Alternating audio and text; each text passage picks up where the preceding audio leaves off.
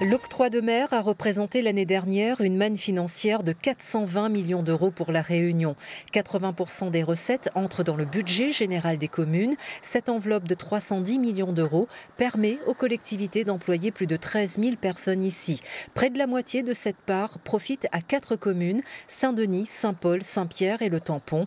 Le reste est reversé au Fonds régional de développement économique, 2,5% affectés au budget de la Réunion. À quoi sert l'octroi de mer? Cet impôt est collecté par les douanes. Il vise avant tout à protéger la production locale de la concurrence extérieure.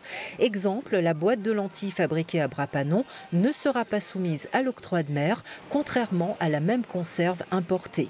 Il faut aussi savoir que les produits de première nécessité échappent à cette taxe, le riz et le pain, pour ne citer que. Mais alors, comment expliquer l'écart de prix dans les rayons entre la métropole et la Réunion? Eh bien, ce n'est pas la faute de l'octroi de mer, mais bien des situations de monopole et d'oligopole qui règnent dans l'île, avec des entreprises qui pratiquent des surmarges sans être pour autant inquiétées.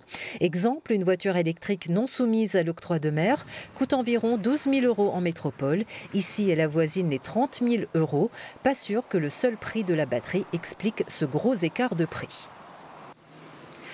Les Gilets jaunes ont-ils raison de réclamer la fin de l'octroi de mer pour améliorer leur pouvoir d'achat? Non, affirment catégoriquement les économistes réunionnais, car il n'existe aucune alternative à ce jour. Les communes ne survivraient pas sans ces 310 millions d'euros. Bref, cette taxe est depuis longtemps une victime idéale de la cherté de la vie.